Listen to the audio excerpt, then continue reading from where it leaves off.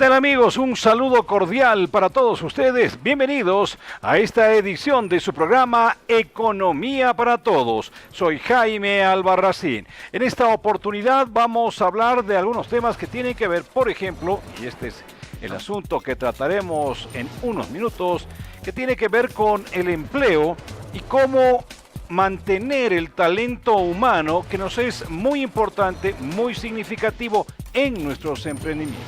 Pero posteriormente, ya en una segunda entrevista, vamos a estar hablando del dólar, ahorro en dólares, inversiones en dólares y cómo aquello puede lograr un equilibrio, si usted quiere, en función al uso de la moneda nacional. Y por supuesto también tendremos nuestro resumen semanal con las noticias más destacadas de estos días que están concluyendo ya en esta semana, reitero.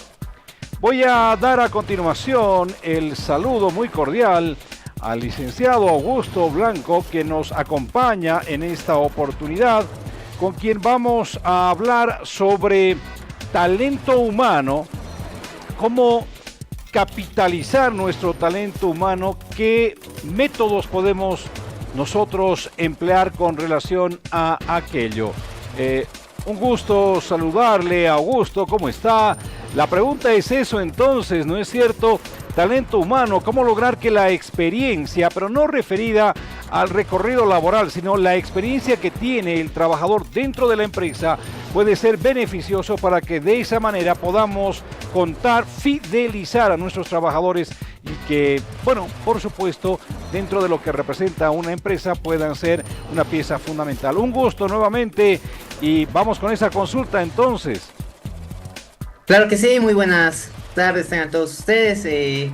Un placer estar en este prestigioso programa y es muy importante el hablar acerca del talento humano dentro de nuestras organizaciones, puesto que, como bien sabemos, es el activo más importante dentro de nuestra organización.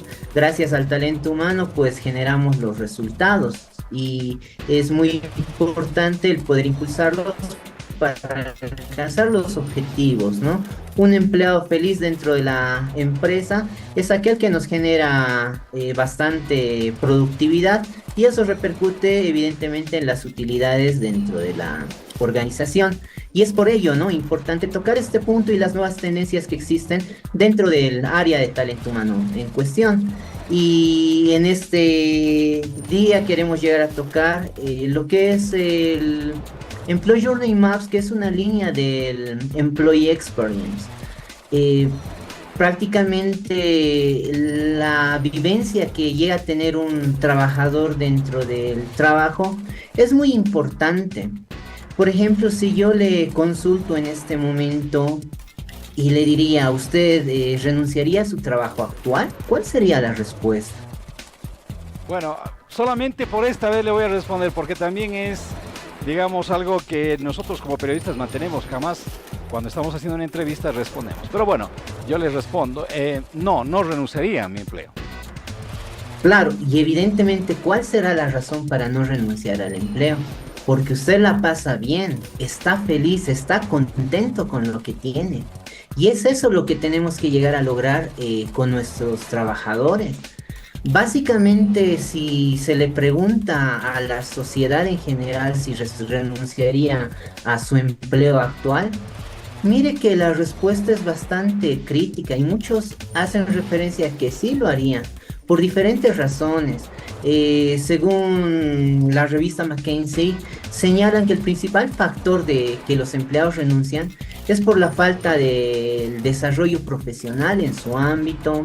También enmarca el tema de una baja compensación, ¿no? Salarios bajos, el tema de los líderes, que a veces tenemos jefes que son muy poco comprensivos o nos llegan a generar, ¿no?, ese acoso respectivo en el trabajo, un acoso laboral, una sobrecarga de empleo, falta significativa en cuanto a la ambición que podemos llegar a tener en el trabajo, las pocas expectativas. Es decir, hay un montón de situaciones por las cuales el empleado llega a renunciar. Pero a la pregunta que íbamos, ¿no? ¿Por qué renunciamos? Porque evidentemente no estamos satisfechos. Yo me dedico, por ejemplo, al tema de la docencia y no renunciaría, porque disfruto, la paso bien, comparto con mis estudiantes, aprendo constantemente, entonces yo estoy feliz con lo que tengo. Y el entorno, ¿no? El entorno laboral, los jefes, eso hacen que uno se sienta pues bien. Y es lo que nosotros queremos llegar a conseguir. Esta nueva tendencia que, aunque ni tan nueva, ¿no? Pero esta tendencia que se llega a desarrollar del Employee Experience es precisamente enfocarnos en dar lo mejor a nuestros empleados para que ellos se sientan satisfechos.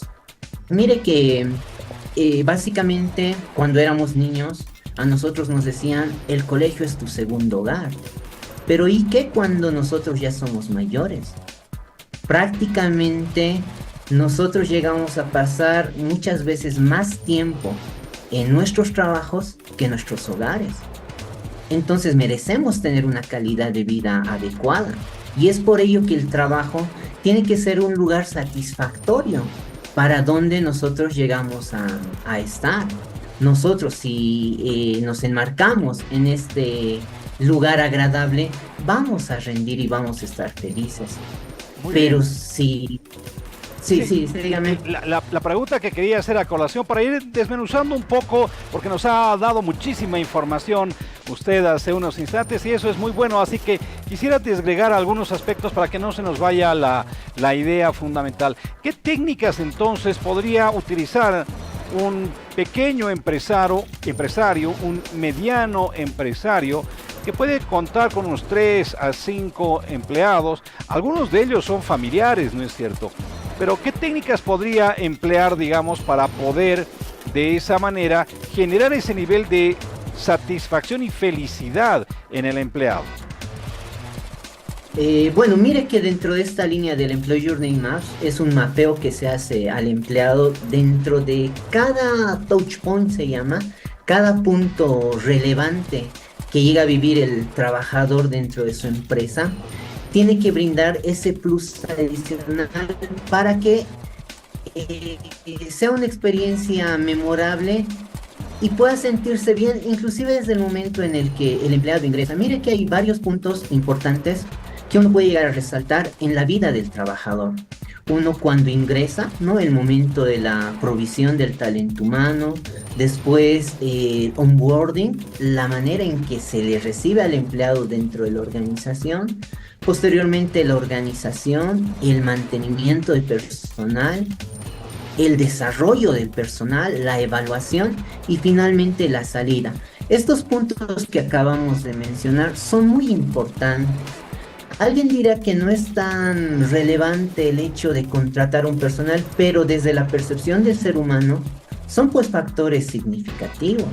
Algún momento a mí me tocó ir a presentar mi currículum en una empresa y cuando me llamaban a una convocatoria de trabajo, la entrevista me la hacían al lado de los siguientes postulantes. Entonces los otros postulantes escuchaban las respuestas que yo daba.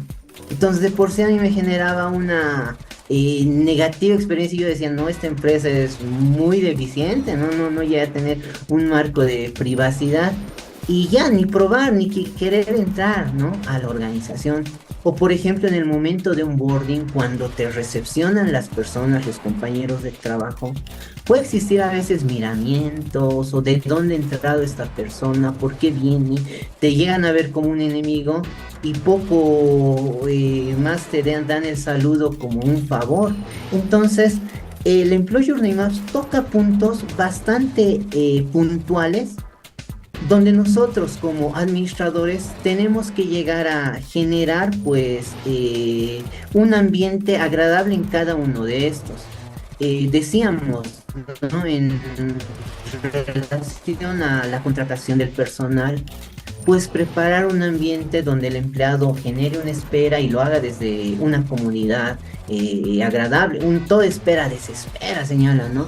Entonces, si a mí me colocan en un lugar, en una silla, en un ambiente óptico, pues de por sí llevo a sentir tensión y son cosas que uno tiene que evitar. Entonces, a lo largo de toda la vida, desde que entra hasta que sale el trabajador, nosotros tenemos que llegar a señalar o ver aspectos que digan, ¿Y qué puedo hacer para mejorar su vivencia? ¿Qué puedo hacer para generar una bonita experiencia en cada uno de estos procesos que llega a tener el trabajador dentro de la empresa? Sí, a ver, una pregunta que también quería formularle con relación a esto. Hay muchas personas que están en un trabajo, como usted bien ha señalado, en función a una remuneración salarial y no tanto a un plano de satisfacción. Entonces, yo como empresario, por ejemplo, ¿cómo puedo detectar a esa persona que está en el puesto? Alguien me dirá, pero eso es muy sencillo. No, no es difícil, pero algunos como que logran mimetizar muy a fondo eso de voy a ganar primero plata y después veré si me gusta o no me gusta. ¿Cómo detectar a un trabajador que está en ese plano psicológico, inclusive podríamos decir? Mire, es una pregunta bastante interesante. Claro que muchas personas llegan a valorar más el tema de la remuneración y evidentemente estamos en una sociedad donde evidentemente necesitamos dinero para poder vivir, para generar una buena calidad de vida, comprar las cosas que necesitamos, pero no siempre el dinero es lo más importante dentro de la vida del trabajador. A mí me ha tocado tener compañeros, amigos que han renunciado a buenos sueldos, pero porque su jefe los trataba mal o buscan otras situaciones. Mire, un caso bastante particular. Una amiga, ¿no? Me decía, te cuento que he renunciado a mi empleo, que estoy trabajando en otro lugar, y yo le decía, ay, bueno, te están pagando más en este nuevo lugar. Y me decía, no, me estoy ganando menos. Y yo le decía, ¿por qué? ¿Por qué has renunciado a esta fuente de trabajo para irte a un lugar donde ganas menos? Y ella señalaba, es que acá yo estoy asegurada a la caja. Ah, mire, y es lastimosamente pasa ello, ¿no? Miren que muchas empresas ni siquiera cumplen con los requisitos mínimos que se deberían tener dentro de la empresa. Y claro, como en esta otra empresa no estaba asegurada, ha preferido ir a un lugar que tenía seguro porque esta persona tenía sus hijos y necesitaban, ¿no? Esa imperiosa necesidad de poder llegar a asegurarlos también a ellos, porque cuando un pequeño se enferma, pues también el gasto es bastante elevado en una clínica privada. Entonces, hay evidentemente factores que van más allá de la remuneración, ¿no? No sería muy específico entrar a detalles porque cada persona tiene también su propia perspectiva o su propia ambición de lo que desea, pero pueden ser diferentes razones, ¿no? Y no siempre el dinero es lo que más busca el empleado dentro de la empresa. Ahora, incluso también su bienestar. Ha hecho una referencia a algo que es muy importante, el clima, el ambiente laboral. Nunca faltan compañeros tóxicos, ¿no es cierto? Y bueno, como se suele decir, que son siempre aquellos que buscan problemas, no es cierto, el chisme fácil, en fin. ¿Cómo lidiar, cómo generar ese clima laboral para que la persona se sienta tranquila y pueda desarrollar, es más, dar algo más de su capacidad en función a la empresa? Es importante, ¿no? Generar un clima organizacional saludable. Muchas veces es complicado porque a veces por pequeños detalles existen conflictos entre las personas y se llevan mal, pero ahí está, ¿no? La capacidad de quien lidera al grupo, la persona que está en la cabeza, para que busque opciones de unir, no simplemente enfocarnos en el marco de trabajar, que es bien y que es súper importante. Evidentemente, si no trabajamos, no generamos rentabilidad dentro de nuestra organización, pero también hay que darse el momento para pensar qué puedo hacer para mejorar esta vivencia dentro de los trabajadores. En una empresa, obviamente no voy a llegar a señalar el nombre que trabajaba, nos mandaban, miren, a este lugar de Puerto Rico que es Río Selva, ¿no? Ahí nos llegaban a enviar para hacer dinámicas, actividades, y claro, en un ambiente fuera del marco laboral, haciendo diferentes dinámicas, podemos conocer a nuestros compañeros en otro ámbito que no específicamente sea el laboral. Y ahí es donde se genera la unión, ¿no? Recuerdo que después de estas actividades, estos pequeños viajes que sabíamos llegar a desarrollar, sabe generarse un marco de hermandad y comprender también la esencia del otro, porque no es que una persona llega a ser negativa con la otra porque quiere, sino también porque hay presión por detrás, ¿no? Si esta persona tiene que sancionarnos, nos va a sancionar, porque hay otra persona que revisa, ¿no? Su trabajo.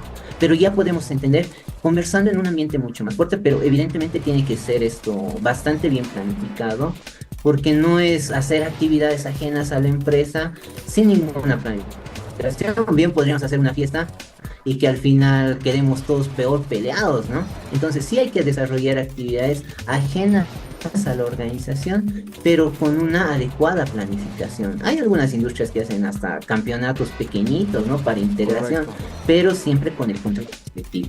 Ahora, esto que nos acaba de señalar dentro de este mapa que se sigue, logra al 100% la fidelización del trabajador, es decir, cuáles son los niveles de éxito, los logros que se obtienen en función a aplicar este mapeo, esta ruta que se tiene en función a que el talento humano prevalezca en nuestra empresa. Los indicadores son bastante buenos, ¿no? En la revista Harvard Business llegan a resaltar que aplicando este mapeo dentro de nuestras organizaciones se llega a lograr un adecuado crecimiento del trabajador. El empleado quiere dar más de sí, entonces lucha también por su capacitación constante y dar y brindar, colocarse realmente la camiseta de la empresa y brindar lo mejor de sí para el bienestar de la organización, ¿no?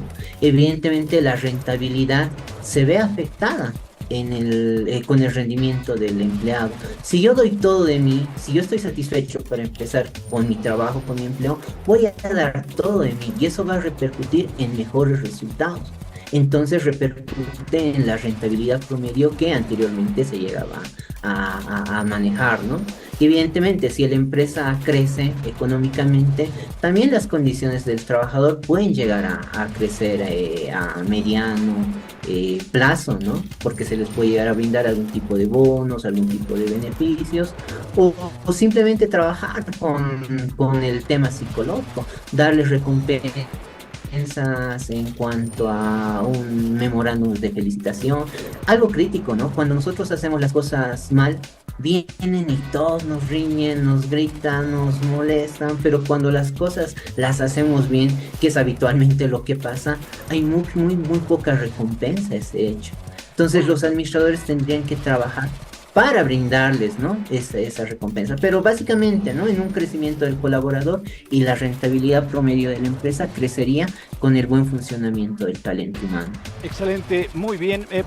Mi última pregunta con relación a esto que nos convoca en esta oportunidad, Augusto, tiene que ver con el salario. Alguien por ahí nos está seguramente ya tratando de escribir y decirnos, pero el salario es el elemento fundamental que nos brinda a nosotros satisfacción, porque al final del mes podemos pagar nuestras cuentas y eso nos da un gran alivio, ¿no es cierto?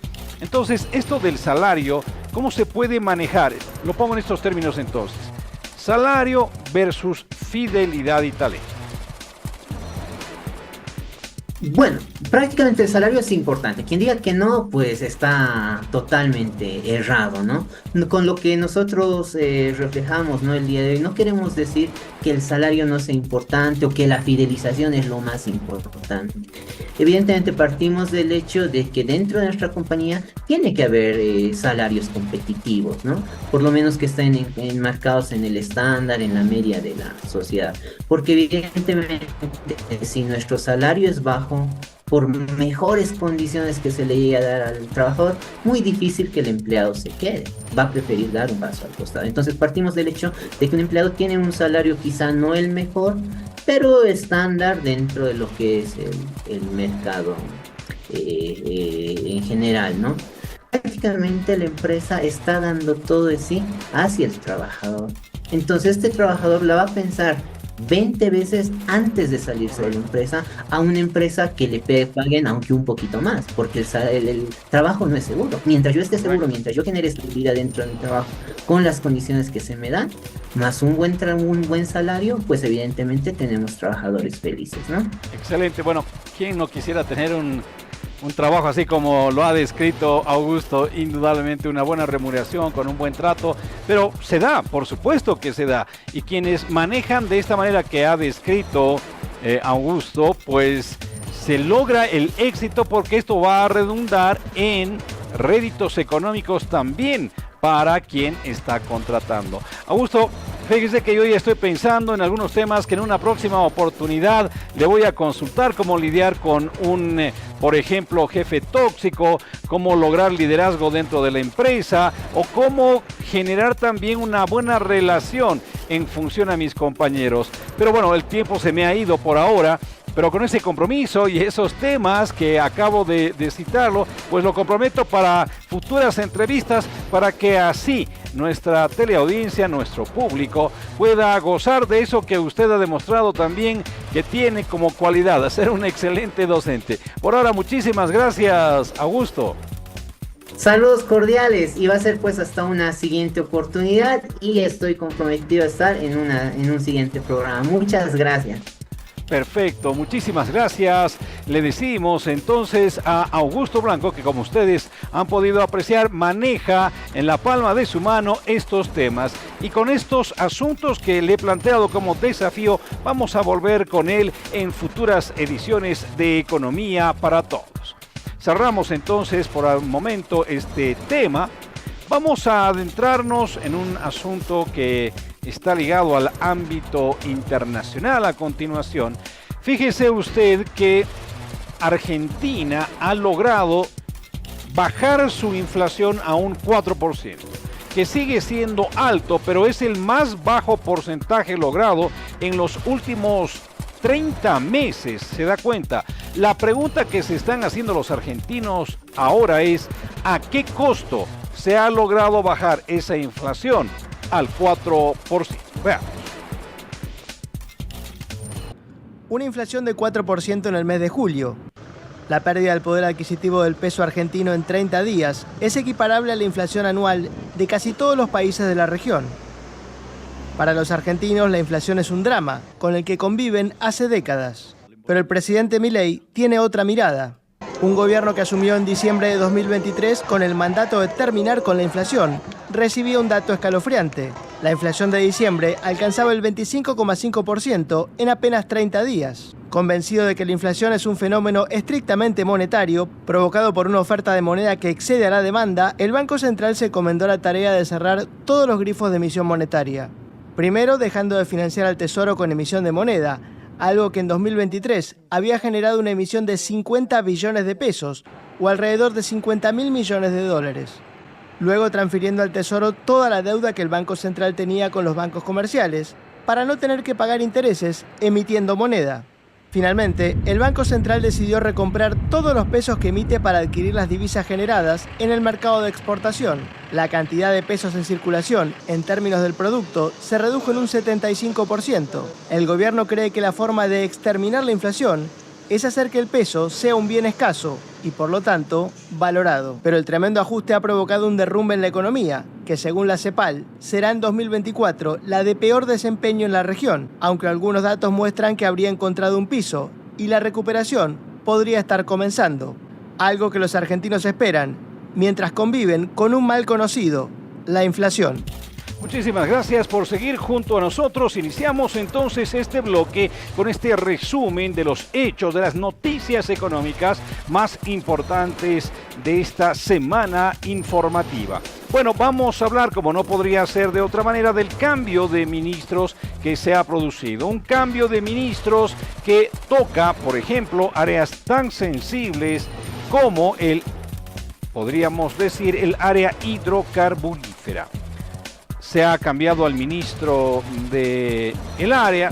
También ha habido una remoción en el Ministerio de Desarrollo Rural y también en el ámbito del Ministerio de Trabajo. Pero indudablemente, sin demeritar a los otros, ¿no es cierto?, el área de hidrocarburos es fundamental, tomando en cuenta los problemas que se han vivido hace un par de días en Bolivia en relación al suministro de carburante. Pero vamos a conocerlos un poco más, vamos a conocer a estas autoridades. Durante la posesión de los 3 nuevos ministros, el presidente del Estado reconoció que hay funcionarios en los ministerios que cometen actos de corrupción y exhortó a las autoridades a luchar en contra de este problema. Exhortó a los ministros a desarrollar un trabajo con mayor transparencia y un compromiso de lucha férrea contra casos de corrupción que pudieran presentarse. Exhortamos, como siempre lo hemos hecho, a que esas labores en cada uno de los ministerios se realicen con la mayor transparencia y, por supuesto, con un compromiso de lucha férrea contra todo caso de corrupción que pudiera presentarse. Somos un Estado grande donde no todos, lamentablemente, tienen el mismo compromiso, la misma convicción de trabajar con las manos limpias y de hacer las cosas bien. Hay, lamentablemente, gente que no viene a trabajar, gente que no viene con compromiso, y esa es la que hay que identificar, esa es la que no puede estar trabajando en nuestros ministerios, en nuestras entidades bajo tuición. Ese compromiso de trabajo y de cero corrupción, como lo hemos venido planteando, tienen que ser los elementos que van a guiar a nuestros ministros de Estado, como lo ha estado haciendo con el resto de los ministros que todavía están funcionando y que han desempeñado también funciones en nuestro gobierno. Y bueno, esta semana que concluye también se han dado sendas reuniones entre el gobierno y distintos estamentos de la administración del Estado, pero también ya hablando de estamentos ligados a la actividad privada. Pero en este momento vamos a enfocarnos en esas reuniones que ha venido sosteniendo el gobierno con los gobernadores, sí, con aquellos que están encargados de la administración departamental. En función a esta situación, muchos de estos gobernadores han manifestado su preocupación por el estado financiero de las gobernaciones de los departamentos. Han pedido reprogramaciones, por ejemplo, de crédito. Hay un planteamiento nuevo, ¿sí?, que es la construcción, la búsqueda, la identificación de un fondo de reactivación económica, que es una posición que nos hemos puesto absolutamente todos de acuerdo por la conciencia de las condiciones en que se encuentran las finanzas actuales y las necesidades que abordan de manera urgente las gobernaciones y seguramente muchas, si no son todas, las etas del país.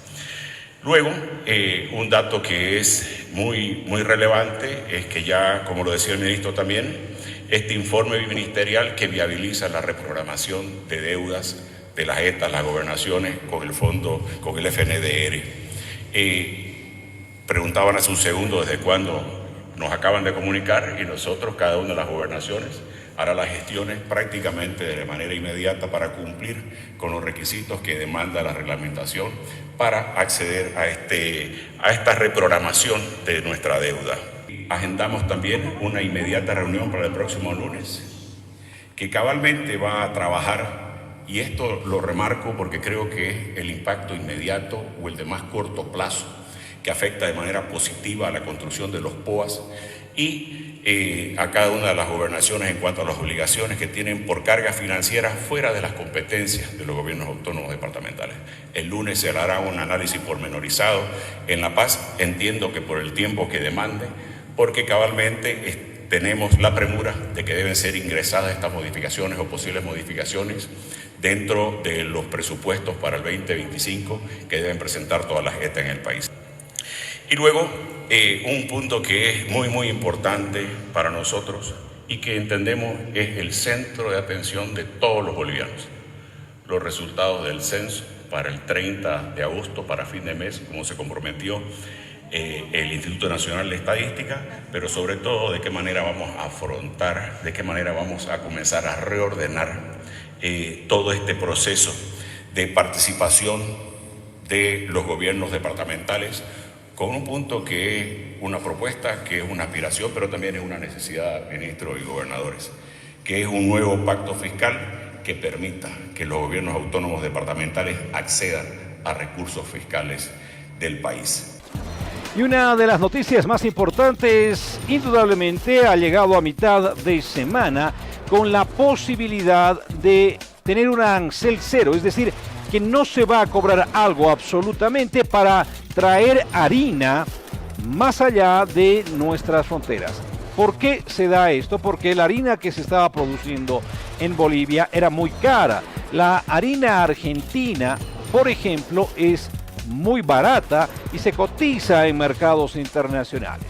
Bueno, se ha abierto esta posibilidad para que los empresarios puedan realizar negocios, pero también, por supuesto, el Estado. Ha establecido gravamen arancelario a 0% hasta 31 de diciembre del presente año para importar trigo y harina de trigo. Esta medida se toma con el objeto de cumplir siempre estos acuerdos y las reuniones permanentes que tiene el Gobierno Nacional con los sectores productivos y con el sector industrial que encara el Gobierno Nacional permanentemente. Y tiene el objeto básicamente de cuidar el abastecimiento de harina de trigo para el mercado nacional. Considerando a raíz de estas afectaciones climáticas, se prevé una disminución de producción de trigo, específicamente en esta campaña de invierno, que prácticamente ya en el oriente, en Santa Cruz, ya se está iniciando con la cosecha y acopio de trigo, para facilitar y abaratar los precios de importación de trigo y harina de trigo, y así abastecer al mercado local, considerando estos factores climáticos que mencionaba, que estén posiblemente afectando. Reitero, se ha establecido 0% para terceros países como Estados Unidos o Canadá, de donde puedan traer el trigo y la harina de trigo, puesto que los otros mercados que están en el marco del acuerdo de la CAN y el Mercosur prácticamente tienen arancel cero para importación. En ese sentido, se ha conversado con los empresarios, con algunos empresarios molineros, quienes han manifestado, una vez puesta en vigencia esta medida, que rápidamente puedan traer ellos una cierta cantidad de trigo, o nos han manifestado que podrían traer alrededor de 10.000 a 12.000 toneladas rápidamente, y asimismo harina de trigo. Por otro lado, el Gobierno Nacional, a través de Insumos Bolivia, en este momento estamos en un proceso de importación también de alrededor de 60.000 toneladas de trigo. Entonces, estas medidas básicamente están orientados a garantizar el abastecimiento de harina de trigo para el consumo de la población boliviana. Y bueno, a raíz de estas reuniones que el gobierno ha estado sosteniendo con distintos sectores, uno de ellos, la primera junta tuvo que ver con eso, se ha producido esta reunión que se ha denominado con el Gabinete Económico Social. Bueno, a partir de esa reunión surgió una premisa, ¿no es cierto?, el de controlar las divisas que generan los empresarios privados en el extranjero. Bueno, estas divisas tienen un carácter, como ya lo he señalado, privado. Sin embargo, hay algunos elementos que confluyen en torno a que puedan generar estos dineros, que no es otra cosa que dinero que se genera en el exterior. Por supuesto, esto no ha caído nada bien en el sector empresarial. Bueno, todo el sector exportador ha rechazado esto y se está dialogando en ese sentido. Es un tema que se lo está analizando, se lo va a analizar de ambas partes. El sector exportador no está de acuerdo, ¿no? Y vamos mañana a continuar analizándolo, el tema correspondiente. Temas álgidos como el tema del dólar, el tema del precio de los combustibles, que seguramente mañana ya vamos a tener soluciones, ¿no? Bueno, todo el sector exportador ha rechazado esto y se está dialogando en ese sentido y esperamos mañana poder elevar a conocimiento de ustedes qué ha acontecido. Y finalmente se dio la reunión con el sector privado, con cuartos intermedios, con la salida, por ejemplo, de esta rueda de negociaciones de la CAINCO, que expresó su malestar precisamente por ese control que se iba, o se dice, se cree que se iba a ejecutar en función a las divisas que se generan en el exterior del país. El gobierno ha salido a decir que ese tema Nunca se lo planteó oficialmente, que sí se lo trató, pero que no se planteó, reitero, oficialmente. Pero bueno, esto ha producido la salida de la Caipo. Con todo se han reunido también los empresarios con el gobierno. Veamos.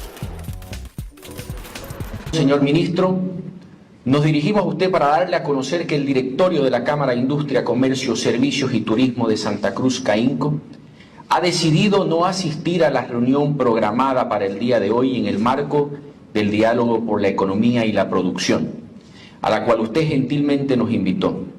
A través de la presente deseamos exponer con mayor claridad las causas que sostienen esta decisión. En primer lugar, el desarrollo de la reunión del pasado miércoles nos generó una profunda preocupación, dado que lamentablemente el gobierno tiene una lectura alejada de la realidad económica de las empresas, de los trabajadores y de la sociedad en su conjunto. Esto impide la viabilidad de un verdadero abordaje de la problemática y de la sociedad en su conjunto, así como también la falta de acogida a las propuestas planteadas por parte del sector privado. Nos hemos sentido oídos, pero no escuchados. Hoy existe una necesidad inminente de abordar los temas desde su raíz y sus verdaderas causas, lo cual implica reconocer que el alto déficit fiscal no es un factor aislado, sino que tiene un impacto directo en la economía nacional, restando dólares a las familias y a las empresas. La imposibilidad de incluir este elemento medular en el diálogo tendrá como consecuencia medidas incompletas y resultados no sostenibles. Además, muestra la falta de predisposición de una de las partes a ser protagonistas de ajustes, mientras que a la otra, al sector privado, se le demanda acciones y se le causa implícitamente de falta de conciencia y patriotismo.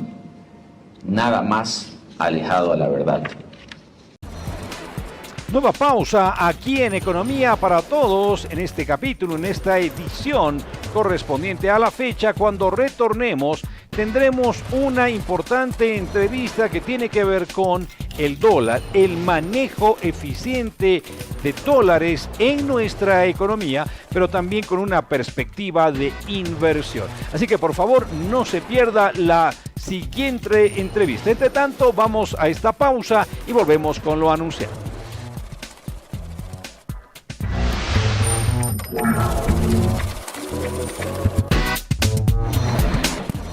Muchísimas gracias por seguir junto a nosotros. Muchísimas gracias por estar en Economía para Todos. Soy Jaime Albarracín. Con esta señal que usted puede obtener a través de la televisión abierta, canal 47.1, señal abierta, pero también a través de Tigo en La Paz, canal 47, y en todo el país, porque nuestra llegada es nacional, en Tigo, canal 72.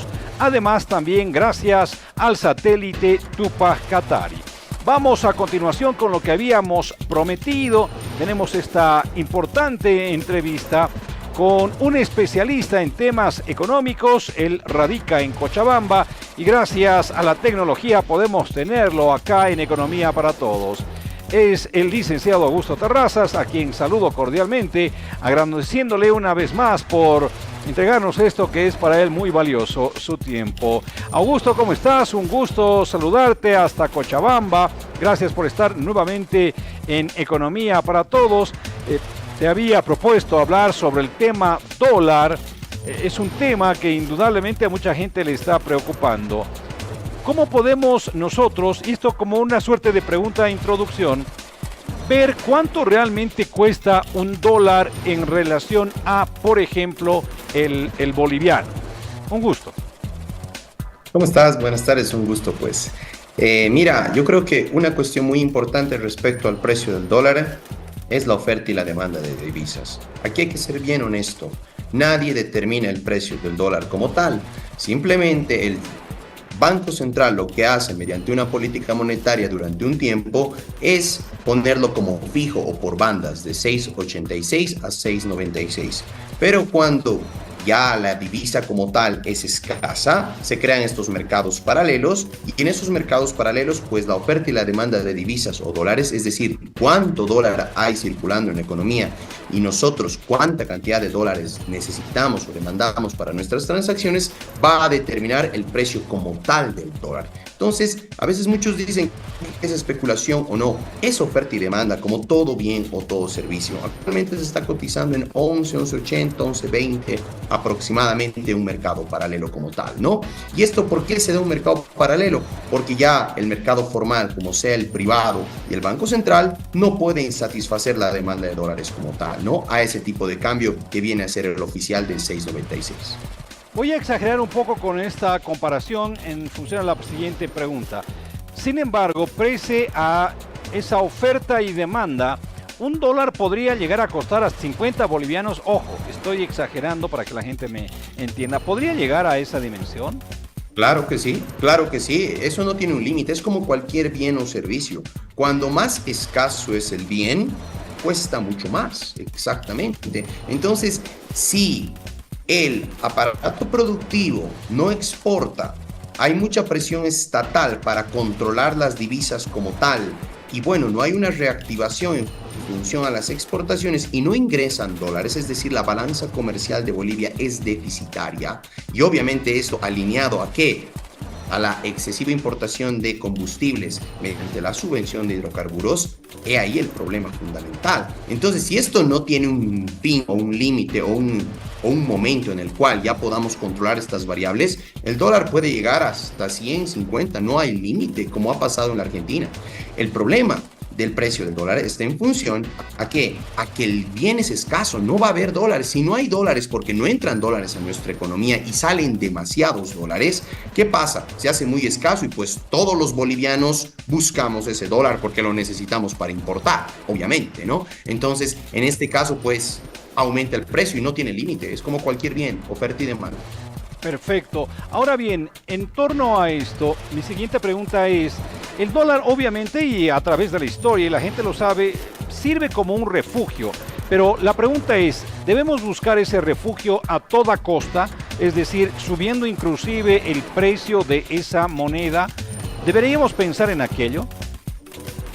Mira, tienes mucha razón en esto. A veces las divisas, diremos dólar, euro y otras, son un refugio de inversión. Es decir, nosotros normalmente compramos los dólares para ahorrar, por así decirlo, porque sabemos que el boliviano va a fluctuar a través del tiempo y el dólar va a ser estable durante el tiempo, ¿no?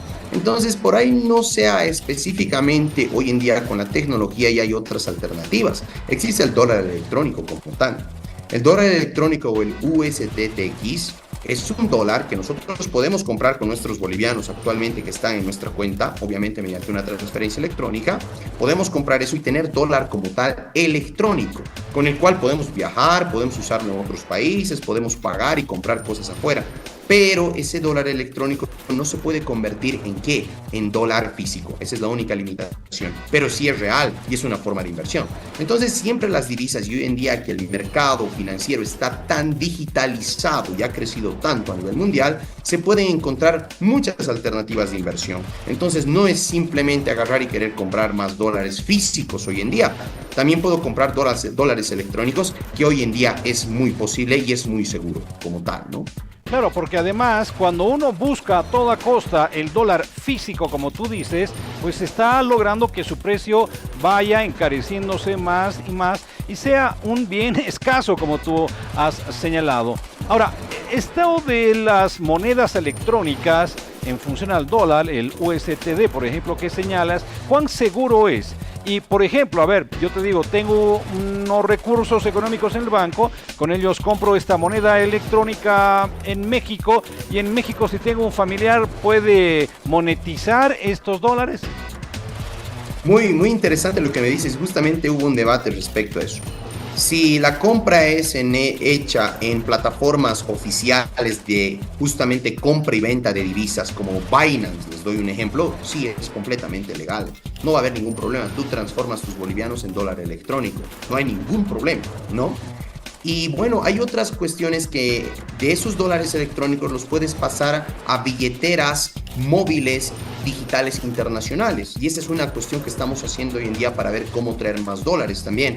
Entonces, estos dólares digitales pueden pasarse a una billetera digital como tal, y tú puedes ir al Paraguay, exactamente a México o a donde tú quieras, sacas en moneda local, es decir, esos tus dólares que tenías en digital, los sacas a moneda local, porque no te puede dar dólares, no puedes cambiar estos dólares por moneda en dólares en ningún lado. Lo que haces es comprar moneda local y lo monetizas en moneda local, y ahí sí podrías comprar un dólar físico. Esa es una alternativa bien interesante para hacerlo, ya sea en Paraguay, en Chile o en algunos lugares. Por ejemplo, Paraguay estamos muy cerca y bueno, es una economía muy parecida a la boliviana y muchas empresas se están yendo ahí, y justamente muchas personas están pensando en hacer esto, tener una billetera digital como tal, tener los dólares digitales ahí, llevarlos irte a Paraguay, o sea, viajar como tal, comprar guaraníes en la moneda digital y de ahí monetizarlos. Una vez que los monetizas, los sacas, los puedes volver físicos y después ahí ya puedes cambiar a dólar físico para traer. Esa es una alternativa, ¿no? Bueno, mire qué Incluso consejo que le hemos dado a la pagan gente. a nivel increíble. Sí, para los que perdón que te interrumpa, para los que pagan, esta ha sido una solución que hemos dado para los que están recibiendo sueldos en dólares, sobre todo. Y no lo pueden monetizar acá en dólares. Claro, porque además, como bien se ha dicho, todavía el dólar está escaseando y es posible que aquello vaya a continuar en un periodo determinado mientras no se mejoren, por ejemplo, las exportaciones. Ahora bien, conviene en ese sentido, por ejemplo, ahora, ¿por qué no adquirir un anticrético en dólares? O, me aclaro, si yo tengo mis dólares, ¿no es cierto?, pagar a alguien para tener un anticrético o dar el dinero para un anticrético, ¿conviene o no conviene? No, para nada, imposible, eso es imposible. ¿Por qué? Si yo ahorita tengo dólares y pago a alguien con mis dólares en anticrético, vas a ver que de aquí en un año no te van a devolver en dólares. Imposible, eso más bien no debería darse. Es decir, más bien los dólares para el anticrético no es que la persona que tú le vayas a dar dólares te va a devolver en dólares. Si no los va a poder conseguir en 1 o 2 años, no te los va a dar en dólares. Y quién sabe a qué tipo de cambio te dé. Entonces has perdido demasiado dinero. Imagínate dar $40,000 para un anticrético. Ahorita que tengas los 40,000 en físicos, das hoy y en 2 años, la persona que te tiene que devolver te dice, no tengo cómo devolverte. No tengo, lamentablemente, te va a decir. No circulan dólares y además el tipo de cambio está peor. Entonces ahí sí perderías demasiado dinero. Entonces, tener un anticrético en dólares o pagar dólares por un anticrético no es una muy mala alternativa de inversión, porque de aquí en 2 años no te van a devolver esos dólares. Muy poco probable, casi imposible, yo diría, que te devuelvan $2 en dólares, y peor si es que el tipo de cambio como tal, el paralelo, se sigue devaluando. Peor, imposible. ¿Invertir en dólares en algún negocio, conveniente o no? Mira que un poco difícil también. La mejor inversión que te podría decir ahorita como tal en dólares, si es que los tienes, sería en algún bien inmueble, porque eso sí no pierde valor a través del tiempo, incluso se va a apreciar. Entonces, si tú tienes ahorita cierta cantidad de dólares, puedes comprarte un bien inmueble, porque incluso los constructores actualmente están buscando dólares. Hasta están haciendo rebajas los que tienen para pago en dólares. Si tengo $40,000 y hay un departamento que cuesta 40,000 y está en buen estado y me gusta o algo, pago eso, justamente no hay ningún problema. Y si se sigue devaluando el dólar muy a futuro, voy a pedir $40,000 que hoy estoy pagando como si los tuviera físicamente, y de aquí en 2, 3, 4, 5 años y con un tipo de cambio distinto, me van a pagar $40,000 aunque sea por ese departamento, o 45 porque se va a apreciar, y el momento que yo cambie mis dólares voy a tener más bolivianos, entonces ganamos. Esa es la única manera. Correcto. Invertir Entonces, en activos fijos es muy bueno siempre. Activos fijos o inmuebles siempre se van a apreciar, y los dólares ahí sí podrían ser bien invertidos. Además que un bien nunca se deprecia como tal, como un activo fijo. ahora bien, si tengo dólares en estos momentos, ¿no es cierto?, pero tengo una deuda en bolivianos, ¿conviene cambiar mis dólares y pagar esa deuda en bolivianos? Esa es una pregunta muy interesante e inteligente. Gracias, esa me parece muy interesante, porque justamente esa es una alternativa muy factible para pagar ahora rápidamente las deudas en boliviano. Incluso a los que tienen dólares guardados bajo el colchón, por así decirlo, físicos, si tiene una deuda de 100.000 bolivianos y tengo 10.000 dólares guardaditos ahí para mi emergencia, veo cómo va el dólar, si va a seguir devaluándose, a mí cada vez me conviene más el boliviano, ¿no? Porque a futuro, si esos 10.000 dólares como tal, si el tipo de cambio es de 12, 13, 14, 15, 16, no importaría hasta 20, qué lindo eso sería para esa persona. ¿Por qué? Saca sus 10.000 dólares, cambia a 20, por así decirlo como ejemplo, y tranquilamente puede pagar hasta, imagínate cuántas deudas, ¿no? O sea, puede pagar hasta el 1.5% de su deuda, casi la completa, cuando antes no le alcanzaba, ¿no? Entonces esa es la cuestión, ¿no? Entonces, realmente a futuro hay que ver qué está pasando con el tipo de cambio paralelo y cómo va la economía, que parece que no va a recuperar. Para mí estos son 3-4 años de recuperación o más, porque los problemas son muy estructurales, el modelo es el que falla. Entonces, el dólar sí va a tener una apreciación, el boliviano va a devaluarse, va a tender a devaluarse. Entonces, los que tienen dólares van a ganar.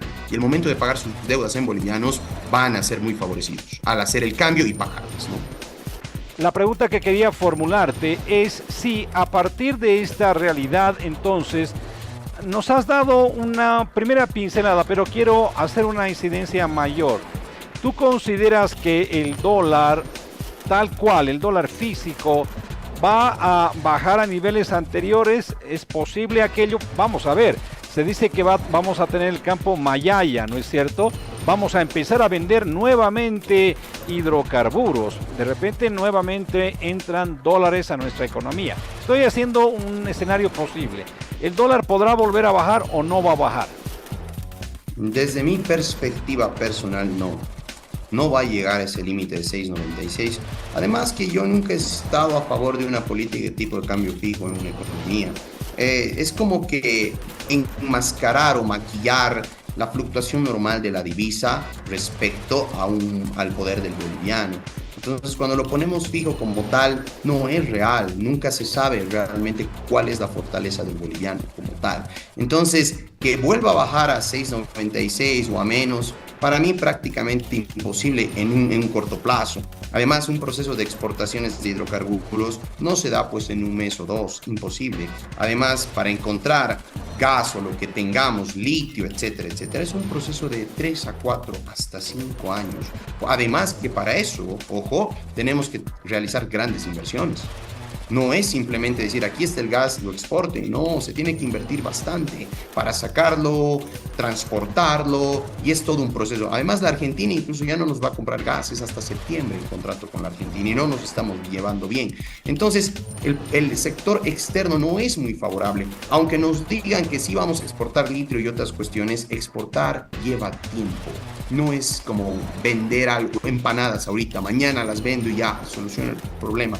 No, lleva tiempo, contratos, procesos, transporte, logística y toda esa seriedad que se necesita. Además, yo creo que más allá de depender de un sector exportador a nivel estatal, creo que tenemos que empezar a reactivar o transformar la matriz productiva del país. Lamentablemente Bolivia solo vive del oro actualmente. El gas natural, 2.000 millones de dólares, el oro, 3.000 millones de dólares. Creo que hay que realmente seguir ejemplo de otros países como ser el Paraguay, que ha diversificado su matriz exportadora. Exportan soya, exportan haba, exportan poroto y exportan carne. De eso vive el Paraguay, cuando Bolivia debería vivir de eso. Finalmente, Augusto, agradeciéndote una vez más porque nos estás dando una clase verdadera sobre el manejo de dólar. ¿Tú aconsejarías ahorita utilizar eso que comúnmente se llama, dentro de lo que son los economistas, el colchón bank, o volver al sistema financiero? Mira que es una pregunta muy arriesgada y por supuesto ahí te voy a pedir una respuesta bastante objetiva. ¿A qué te refieres con el colchón bank? Poner todos tus dólares debajo, poner todos tus dólares debajo del colchón y no utilizar el sistema financiero. La verdad sí, lamentablemente actualmente el sistema financiero, debido a la fuerte intervención estatal, y se nota que la intervención estatal está detrás de todos los dólares que pueda encontrar, que va a ir y ya le ha quitado al sistema privado una buena cantidad de sus dólares y les ha dado bolivianos. Por eso el sistema privado no tiene dólares tampoco, no tiene fácilmente para el cambio los bancos privados. Entonces tener dólares dentro del banco no va a ser muy viable a futuro, ¿no? Y va a ser como que no. Prefiero sacarlos y tenerlos, como tú bien dices, en el colchón banco como tal, o tenerlos pues en alguna inversión como en estas que te decía a largo plazo, que pueden ser la inmobiliaria. Siempre es una buena inversión como tal. Lamentablemente el Estado no te da la seguridad jurídica para confiar también en las instituciones privadas de intermediación financiera como el banco. Porque cuando ya no tenga realmente dólares el Estado, ¿qué va a hacer? Va a ir detrás de los bancos, ¿no? Entonces ahí viene la siguiente etapa, que uno no sabe si podría o no darse. Entonces creo que el mejor lugar donde están los dólares es en la mano, lamentablemente, y bueno, también alguna inversión a largo plazo como el bien inmueble, ¿no? Perfecto, pero nos acabas de decir también que el utilizar estas monedas electrónicas puede ser una muy buena alternativa en función, reitero, a la seguridad también, porque hemos estado escuchando lamentablemente de asaltos, de atracos, ¿no es cierto? Ahora que la gente ha preferido dejar su dinero en casa, tenerlo a la mano, como tú dices, y no utilizar de una manera mucho más efectiva y prolija el sistema financiero. Augusto, muchísimas gracias como siempre, tú sabes que esta es tu casa, así que estamos siempre en contacto contigo para que nos sigas dando muchos consejos en relación a este manejo. Por ahora te digo, hasta una próxima oportunidad. Muchas gracias a ti, hasta luego. Para cualquier momento pues estamos disponibles. Perfecto, muchísimas gracias. Hemos conversado así entonces con el licenciado Augusto Terrazas, un experto en economía, con quien hemos tenido la posibilidad de compartir estos temas. Vamos a continuación a esta nota internacional que tiene que ver con aquello que ha pasado con el Canal de Panamá. Fíjense ustedes, el Canal de Panamá que ha cumplido 110 años desde su creación. 110 años del Canal de Panamá, pero se está quedando sin agua y este es una vía muy importante de comercialización entre el Pacífico y el Atlántico o viceversa. Pero vamos a conocer esta historia. El Canal de Panamá cumplió 110 años de inaugurado el jueves. La vía panameña, que funciona con agua dulce, se recupera de una sequía que a fines de 2023 obligó a reducir de 38 a 22 el número diario de buques que transitan el canal. Mire, nosotros calculamos y somos muy conservadores cuando tratamos de hacer un pronóstico, pero definitivamente para fin de año debemos estar de regreso a la normalidad si el patrón de lluvia se mantiene. Si el patrón de lluvia se mantiene. Las autoridades proyectan construir un embalse en un río cercano para dotar de más agua al canal, pero más de 2.000 personas tendrían que ser reubicadas. La misma cuenca abastece de agua potable a la mitad de los 4 millones de panameños. Lo que el Canal de Panamá ha estado solicitando a los barcos y a las navieras que aumenten la capacidad de sus buques y de contenedores para que por el mismo tránsito podamos ellos cruzar mayor carga y nosotros recibir mayores ingresos y ser mucho más eficientes con el uso del agua y con las operaciones del Canal de Panamá. El canal fue construido por Estados Unidos, que apoyó a Panamá a lograr su independencia de Colombia en 1903. Tras una lucha generacional, Panamá recuperó la vía en 1999 tras un acuerdo firmado en 1977 por el líder nacionalista panameño Omar Torrijos y el entonces presidente estadounidense Jimmy Carter. Se estima que un 6% del comercio marítimo mundial pasa por la vía panameña, cuyos principales usuarios son Estados Unidos y China.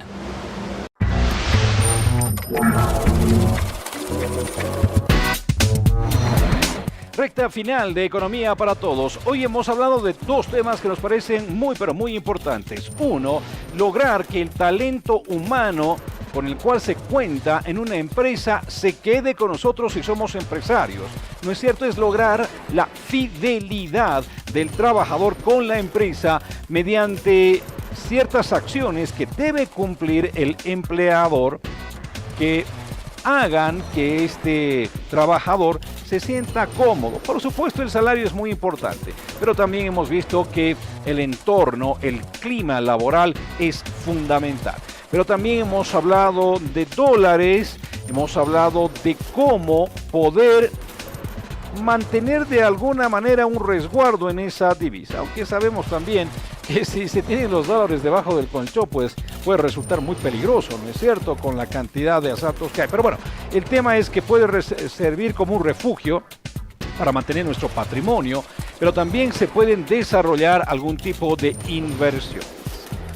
Llegamos así entonces al final de Economía para Todos. No lo olvide, tenemos nuestro reprise los días sábado a las 14 horas con 30 minutos, pero además se pueden observar este capítulo y otros de Economía para Todos en nuestro canal de YouTube de Palenque TV. Nos encuentra como Economía para Todos Palenque TV.